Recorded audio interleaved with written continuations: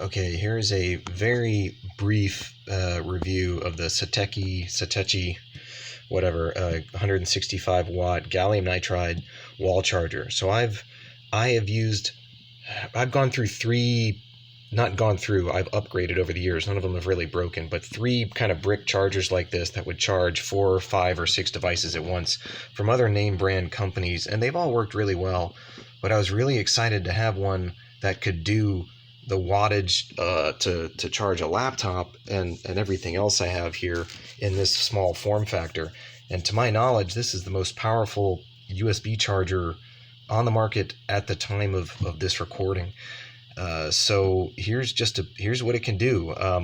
Here's this cord came. It was like the free deal with it, and I've got it into a USB-C power meter here to see what my ThinkPad T480 is drawing. And as expected, it was kind of going along at about 40 to 45 watts. Right now, my laptop isn't doing much, but I believe this kind of goes up to spec. Here's my my iPhone that's kind of drawing only 3 watts, and that's because, well, the lightning connector is a very old, dated, slow connector. It can't handle anything much faster. So 3 to 5 watts, and it wasn't that bad. My Pixel C is drawing 19 watts, so I was happy to see that, even though it should be a little faster. 18, 19 watts is pretty good. This is a 7-year-old Pixel C tablet that is drawing 13 watts, and even that's impressive. So all in all, I'm really glad and impressed what this thing can do. These are some Basis cables, I guess how you pronounce that. You can look for those online. That all they do is charge, and they charge really well for the most part. And they have a nice power meter on the display.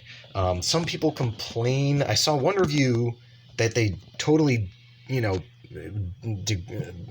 rated this poorly because this LED light was really bright. But dude, like, this thing is an amazing charger. Put some black electrical tape over it and call it a day. If I turn this light off, it's not that bad. It's everything has a status light. Just deal with it. I don't that's not a problem to me. So usually I have this out of sight, out of mind, and it's even if it was bright, it wouldn't be bright enough to where I could sleep with it. It would keep me awake. So highly recommend this thing. If you can, I think the supply chain, they're tough to find in stock. So if you get one and you've been looking for it, I'm glad I have it. So it's one less. Now again, I don't have to bring a laptop charger with me. I can run it off of this thing.